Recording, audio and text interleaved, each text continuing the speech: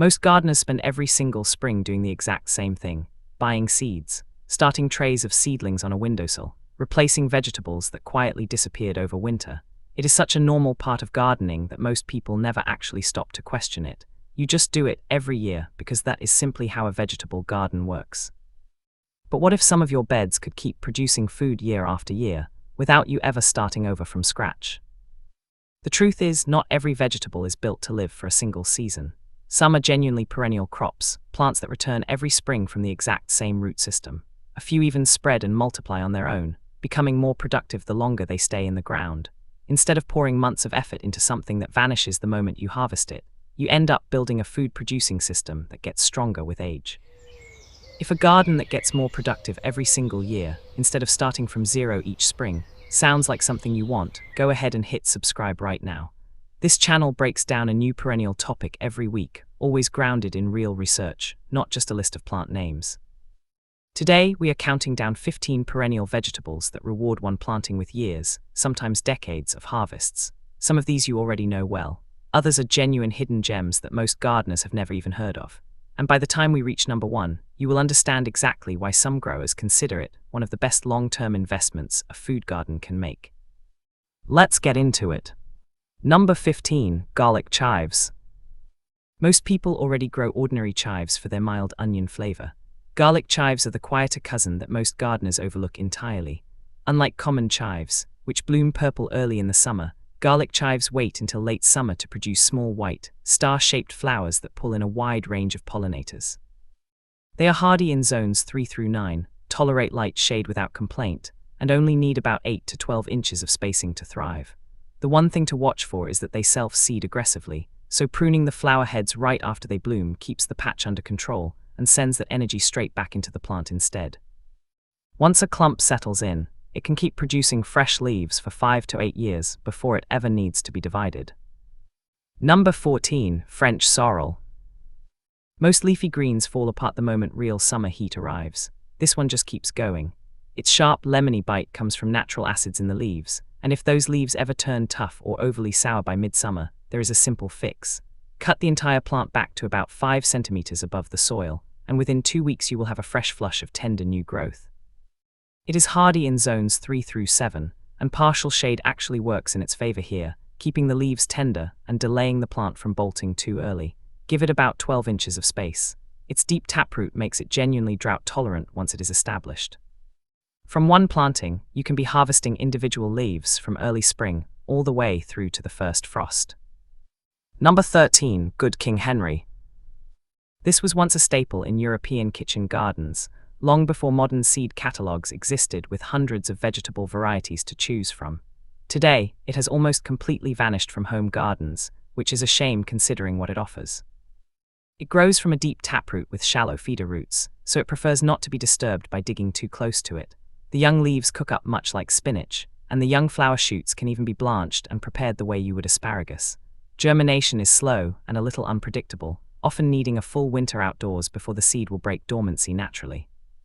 It is extremely cold hardy, tolerating winter temperatures down to roughly -25 degrees, and grows well in zones 3 through 8. Once established, a single planting can remain productive for 6 to 10 years. Number 12, Lovage.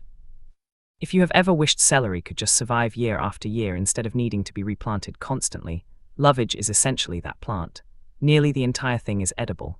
The hollow stems can be blanched or even used as natural drinking straws. The leaves work as a strong culinary herb, and the seeds themselves double as a spice. It is hardy in zones 3 through 9 and remarkably cold tolerant, surviving down to about -30 degrees under a thick layer of mulch. It grows tall, up to 7 feet, so give it 2 to 3 feet of breathing room. One thing worth knowing, Lovage is a good neighbor as much as a harvest on its own. Its root system actually helps nearby root vegetables grow better.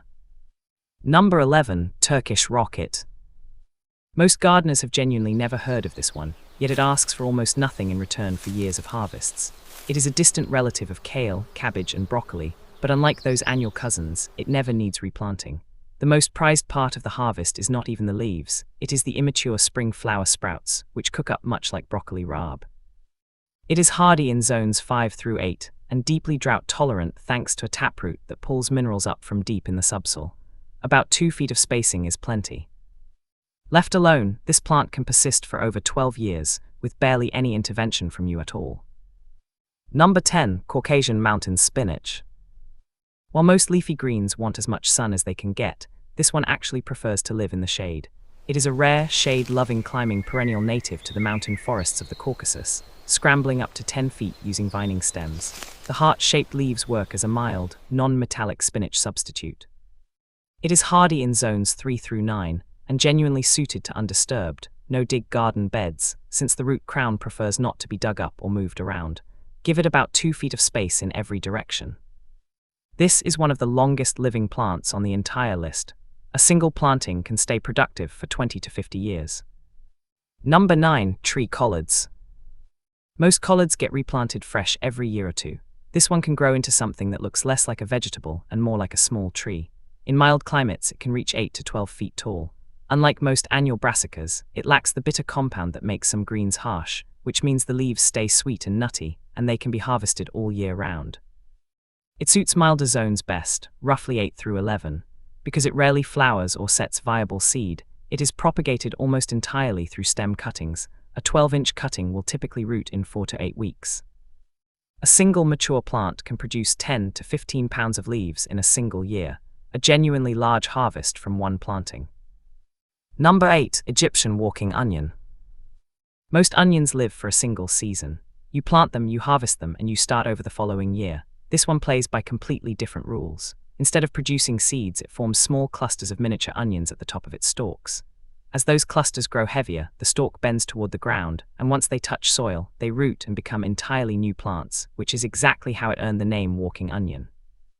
It is extremely winter hardy, tolerating temperatures down to -24 degrees, and thrives in zones 3 through 10. Spacing of 6 to 8 inches is enough.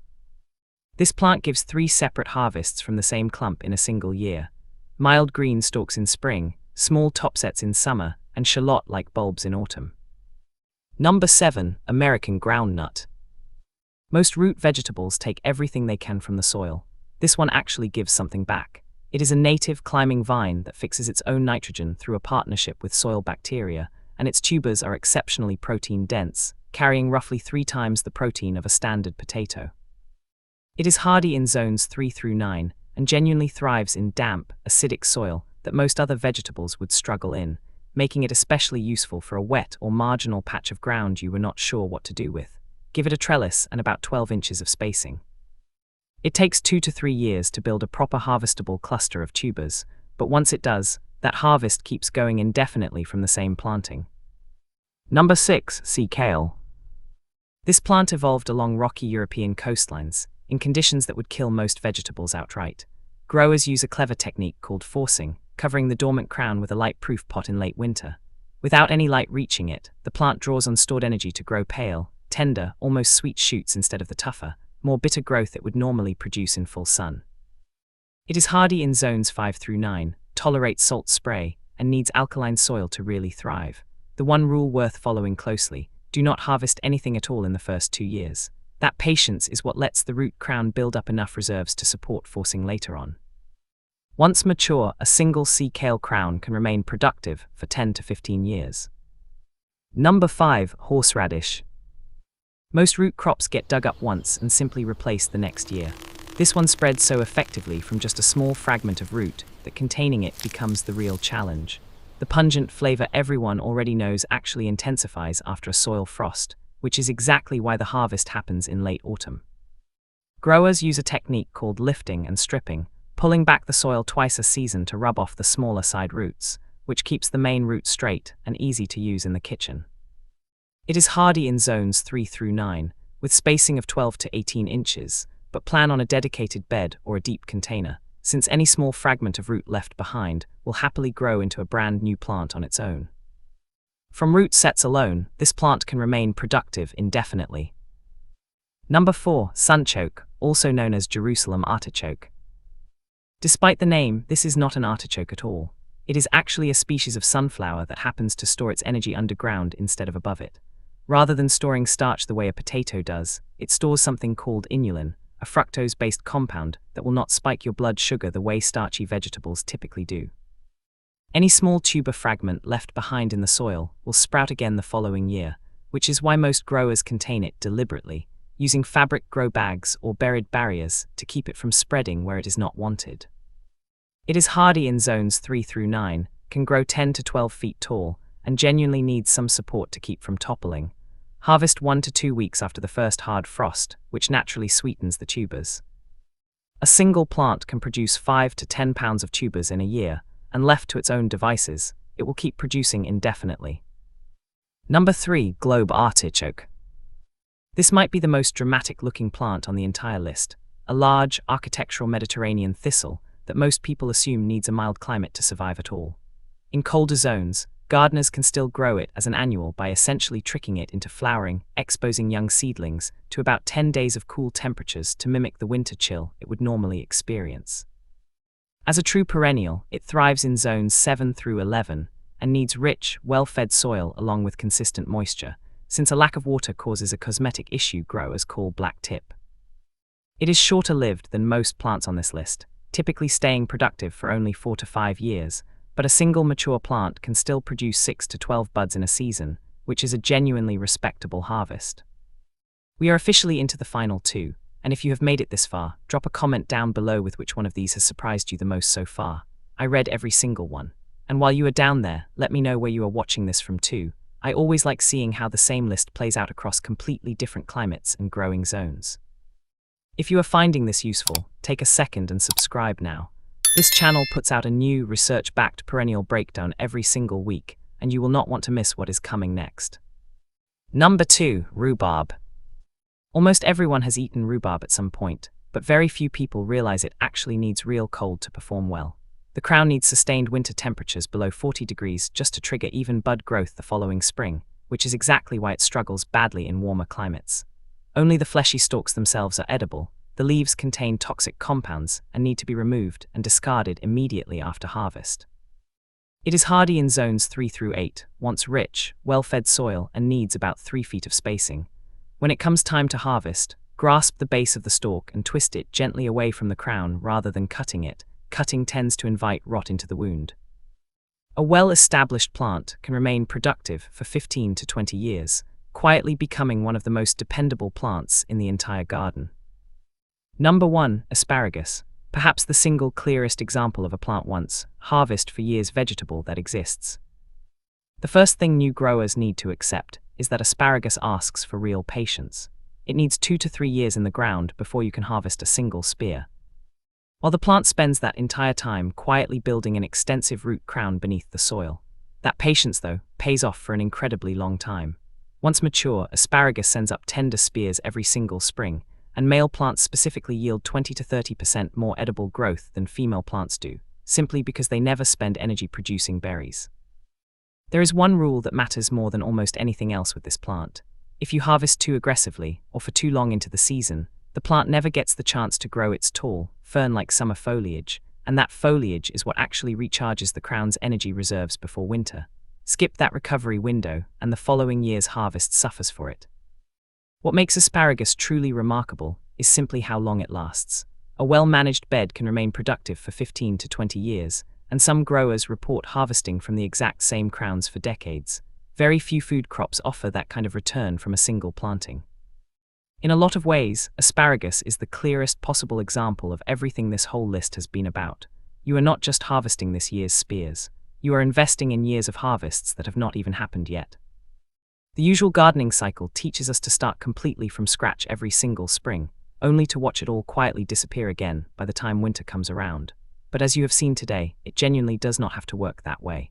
By setting aside even a handful of your beds or containers for plants like these, you stop starting over every year. You start building something that gets stronger, larger, and more productive with every year that passes. Out of all 15 we covered today, which one are you most excited to actually try growing? Let me know in the comments below, and if you have not already, drop where you are watching this from too. And if this changed the way you think about your own garden, go ahead and subscribe. A new perennial breakdown goes up every single week. Thanks for watching, and I will see you in the next one.